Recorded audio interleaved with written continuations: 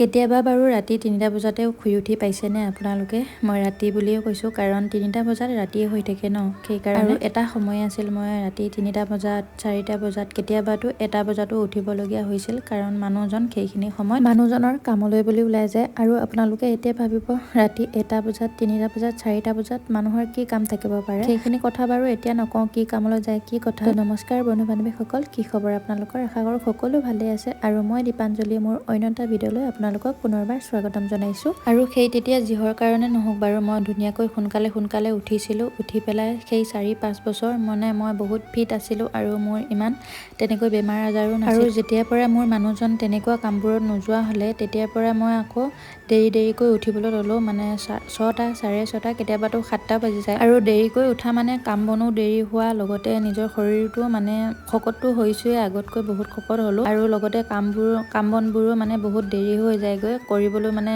সময়ত নহয়গৈ। সেইকাৰণে এতিয়াৰ পৰা ভাবিছোঁ আকৌ আগৰ দৰে সোনকালে উঠিম। আগৰ দৰে সেই 3-4টা বজাত উঠিব নোৱাৰিলেও অলপ মানে 4:30 বা 5টাত উঠিব পাৰিলেও মানে সকলোখিনি কাম ধুনীয়াকৈ হৈ যায়। আজি উঠিলোঁ মই 4:50 হ'লে, আৰু আজি মানে মোৰ নোৱাৰা হোৱা তাতে 7 দিনো 4:50 উঠিলোঁ। উঠি পেলাই অলপমান খোজকাঢ়িলোঁ, কাঢ়ি পেলাই অলপমান আজিকালি এক্সাৰচাইজো কৰিবলৈ লৈছোঁ নহয়। ইমান নাজানো কিন্তু কাৰো পৰামৰ্শ লোৱা নাই, মোবাইলত চাই আৰু নিজে অলপমান তেনেকৈ এক্সাৰচাইজ কৰিবলৈ শিকিছোঁ। তেতিয়া মানে যেতিয়াৰ পৰা মই ইমানখিনি অলপ সোনকালে উঠিবলৈ এতিয়া চেষ্টা কৰিছোঁ, শৰীৰটো আগৰ দৰে ভাল হ'বলৈ ধৰিছে মানে অলপমান। আৰু এতিয়া গৰম পৰিলেই নহয়, আৰু গৰম দিনকেইটাত কি হয় সোনকালে পোহৰ হয়। এতিয়া 4:50 হৈছেহে, কিমান পোহৰ হ'লে দেখিছেনে? ঠাণ্ডা দিনকেইটাত কিন্তু এইখিনি সময়ত উঠিবই নোৱাৰি, ইমান এন্ধাৰ। আৰু ভিতৰৰ ৰুমখিনি সাৰি পেলাই তাৰপিছত আকৌ মই চোতালখনো ধুনীয়াকৈ সাৰি ল'লোঁ। আমাৰ চোতালখন কিন্তু বহুত ডাঙৰ দেই, সাৰোঁতে আধা ঘণ্টা যায়গৈ। 3 দিনৰ দিনাখনে বাৰু ধোৱা পখলা মেলা সকলোখিনি হ'লেই। তাৰপিছত আকৌ 7 দিনৰ পৰা তেতিয়াহে মই আকৌ ধূপ ধূনা জ্বলাব লাগিব যে, সেইকাৰণে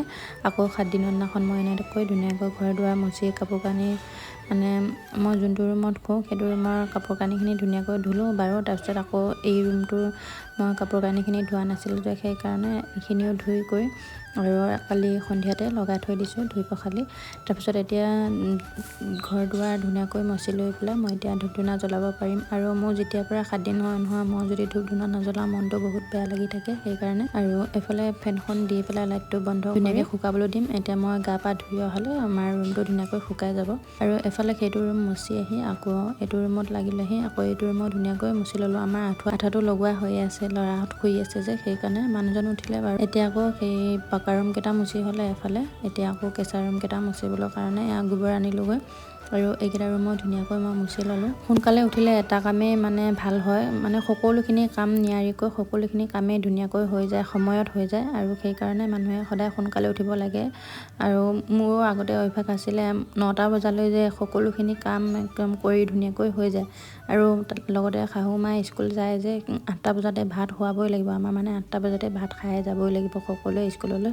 ল'ৰা ছোৱালীহঁতো যায়, ল'ৰাটোৱে এতিয়া ডাঙৰ হৈছে, ডাঙৰ ল'ৰাটোৱে যে, সেইকাৰণে সি ভাত পানী ইমান মানে ৰাতিপুৱা সময়কণত খাই নাযায়, চাহ অকণকে খাই যায়। সৰু ল'ৰাকেইটা আকৌ মায়ে লাগেই যে ভাত পানী, সেইকাৰণে সোনকালে ভাত পানী বনাবলগীয়া হয়। এফালে মই আজিহে আকৌ মানে গোঁসাই ঘৰত সেৱা কৰিব পাৰিছোঁ। গোঁসাই ঘৰ মানে মোৰ তেনেকুৱা নাই, মোৰ নিজৰ ৰুমতে যেনেকৈ ভগৱানৰ ফটো আঁৰি ৰখাইছোঁ তেনেকৈ। আৰু এইফালে দেখিছেনে ডাঙৰ ল'ৰাটো প্ৰথমতে উঠাই দিলোঁ, তাক সি পঢ়ি আছে। এতিয়া আকৌ আমাৰ সৰুটো দেখিছেনে এতিয়ালৈকে শুই আছিলে নহয়, সেইকাৰণে সিও উঠিলে। উঠি পেলাই এয়া ধুনীয়াকৈ মাকক অকণমান মৰম কৰি দিছে আৰু ময়ো তাক অলপমান মৰম কৰি দিছোঁ। আৰু এফালে দেখিছেনে মোৰ চাহ উতলিলে, মই এইফালে চাহ বনাই থৈছিলোঁ হিতাটোতে। আৰু এফালে মায়ে ৰাতিপুৱাই গৈছিলে জাল চাবলৈ কাৰণে, তাৰপৰা লৈ আহিলে ধুনীয়াকৈ মাছ লাগিলে, মাছ আনি পেলাই তাৰপিছত আকৌ এইখিনি ঢেকীয়া শাকো ছিঙি লৈ আনিছে। আৰু এফালে বাপেকক চাহ দি পঠিয়াইছিলোঁ যে, সেই মগটো আনি দিছে মোক ল'ৰাই, আনি পেলাই এয়া চুমা দিবলৈ দি আছে, মৰম কৰি দিবলৈ দি আছে। দেখিছেনে আমাৰ ল'ৰা, এয়াই মৰম। আৰু মই ধুনীয়াকৈ শাকখিনি ছিঙি থাকোঁতে এফালে মোৰ ভাতকেইটা হ'লেই, দেখিছেনে। আৰু আমি জুইতে ভাত বনাওঁ, আমাৰ সৰহীয়া মানুহ যে, সেইকাৰণে গেছে একো পাত্তাই নাপায়, সেইকাৰণে আমি জুইতে ভাত বনাওঁ। আৰু এফালে ইমান ধুনীয়া মাছ কেইটামান পালে চাওকচোন। আজি কান্দুলি মাছ বহুত দিনৰ মূৰত দেখিছোঁ, আৰু শলপলি মাছ, তোৰা মাছ তেনেকৈ পালে। এফালে আকৌ মই ঢেকীয়া ভাজিখনো ধুনীয়াকৈ বনাই লৈছোঁ। আৰু ঢেকীয়া ভাজিখন এক্সট্ৰাকৈ বনাইছোঁ, বনাই পেলাই তাৰপিছত মাছো মানে মই এক্সট্ৰাকৈ বনাম। আৰু ঢেকীয়াখিনিত মই একো শাক পাচলিখিনিত তেনেকৈ মাই মছলা দিয়া নাই, অলপমান হালধি নিমখ দি পেলাই ধুনীয়াকৈ উলিয়াইছোঁ। আৰু আমাৰ মায়ে মানে মাই মছলা দিলেকৈ নাখায় যে। আৰু এফালে মোৰ ধুনীয়াকৈ ভাজি চাজি হ'লে ল'ৰাক ভাত পানী খুৱাই স্কুল পঠিয়াই দিলোঁ আইতাকৰ লগত।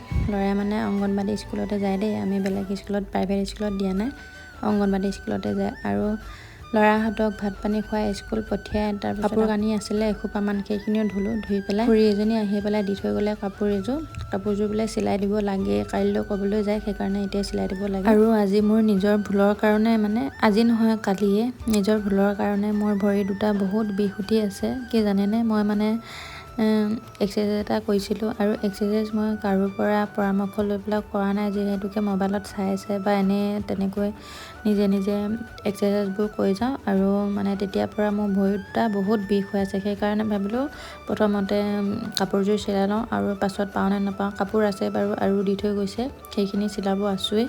আৰু খুৰীক লাগে বুলি ক'লে যে কাপোৰযোৰ, সেইকাৰণে মই ধুনীয়াকৈ চিলাই দিলোঁ। আৰু এইযোৰ শাৰী ছেট হয় দেই, শাৰী ছেট কোন দৰ্জী আছে ক'বচোন আপোনালোকে, কেইটকাকৈ লয়? মই হ'লে মোক খুৰীজনীয়ে কৈছিলে অমুক টকা দি পঠিয়াইছে বোলে, খুৰীজনীও নহয়, খুৰীজনীও বায়েকৰ বোলে আমাৰ পৰা 2খন গাঁও মানৰ আঁতৰত বায়েকৰ ঘৰ, আৰু বায়েকে দি পঠিয়াইছিলে বোলে চিলাবলৈ কাৰণে, পইচাটো দি পঠিয়াইছিলে।